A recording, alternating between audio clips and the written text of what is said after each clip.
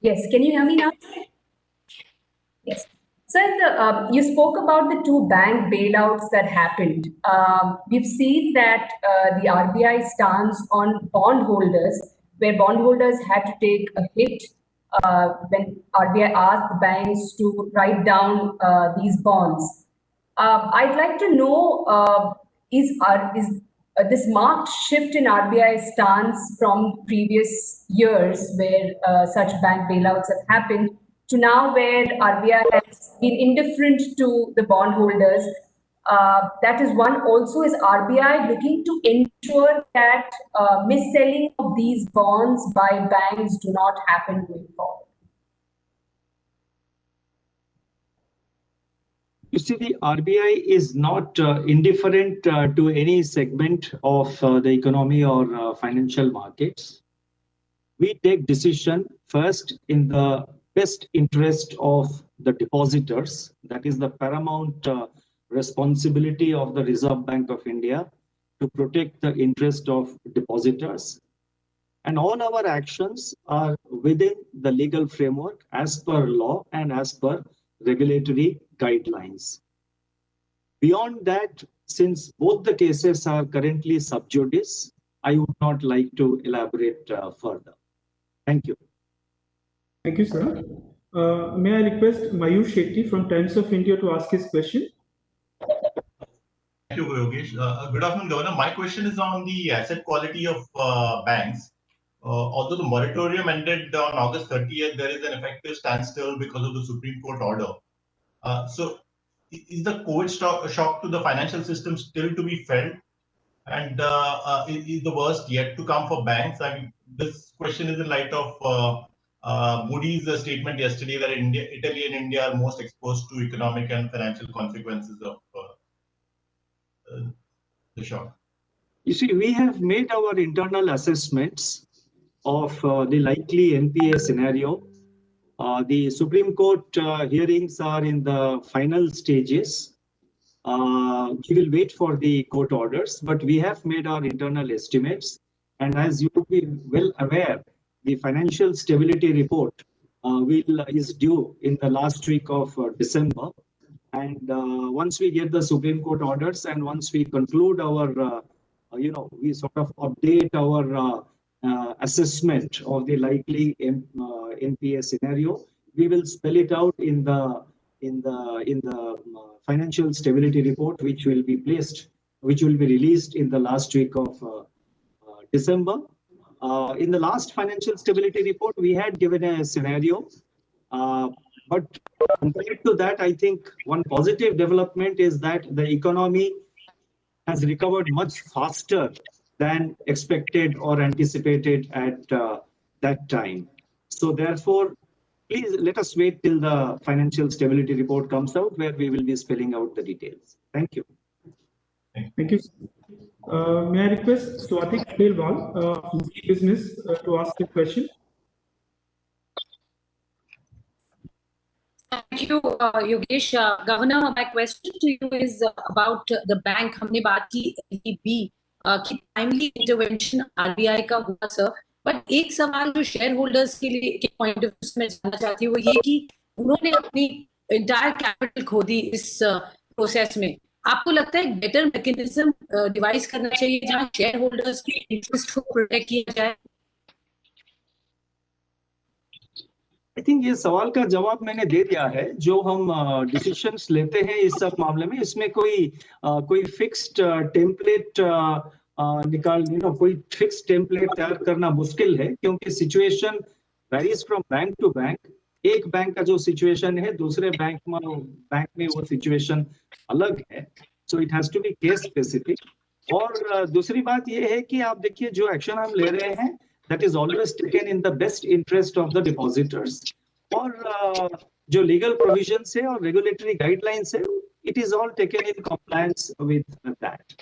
So beyond that, as I said, ये sub judice है, तो इसीलिए मैं ज़्यादा elaborate करना नहीं चाहूँगा at this point of time.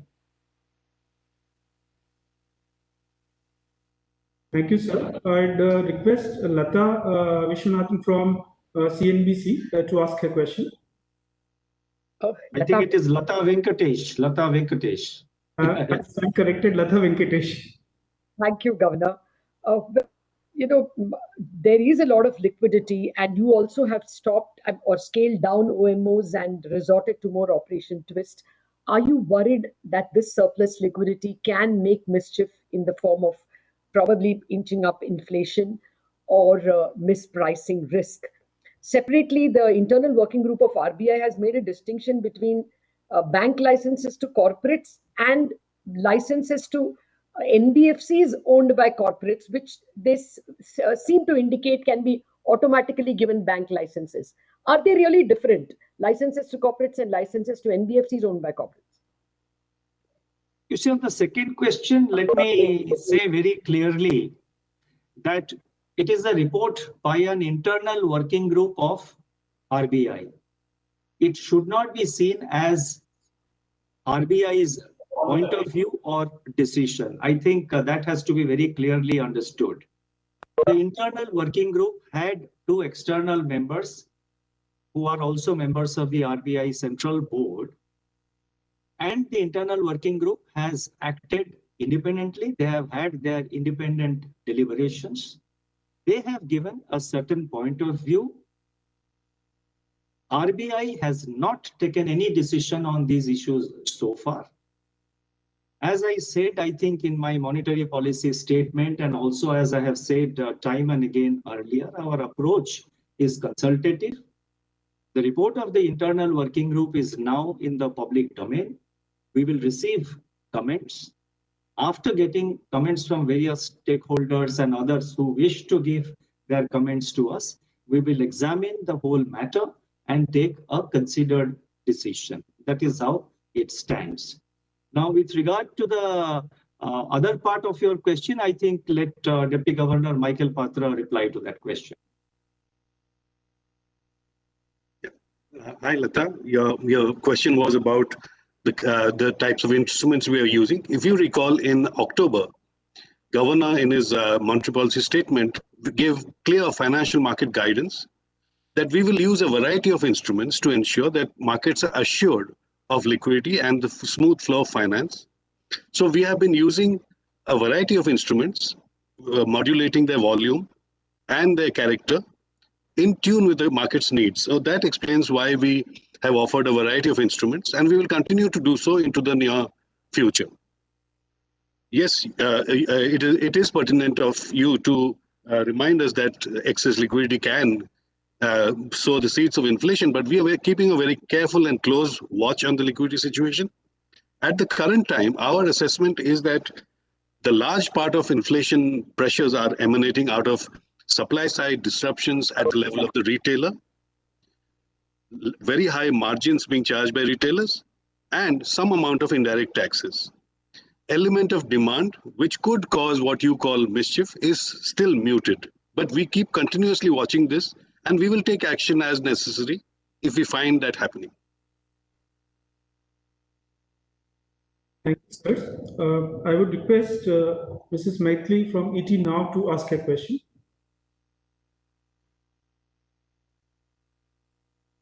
You are mute. You are mute, Maithili. Please unmute yourself. Maitli, please unmute. Yeah. Am I audible now? Am I audible now? I can see Michael nodding his head. So thank you, Governor, and thank you also to the communications team of RBI for giving us this opportunity. It's always good to be able to ask the Governor questions directly. So thank you very much. So with that, let me start.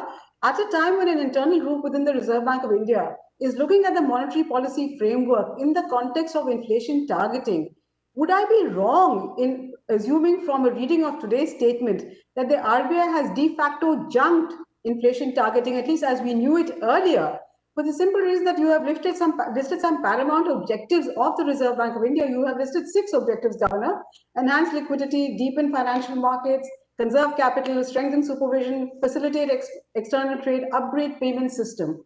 Nowhere is there a mention of getting inflation under control at a time when inflation is running well above our upper band of 6% and for close to 3 quarters. In fact, this is the time when RBI perhaps should be presenting a statement in Parliament about what it has done to inflation.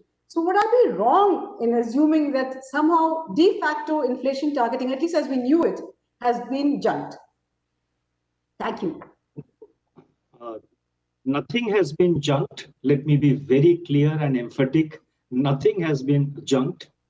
Inflation targeting is uppermost in our agenda.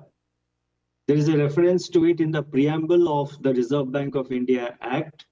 We give it highest priority.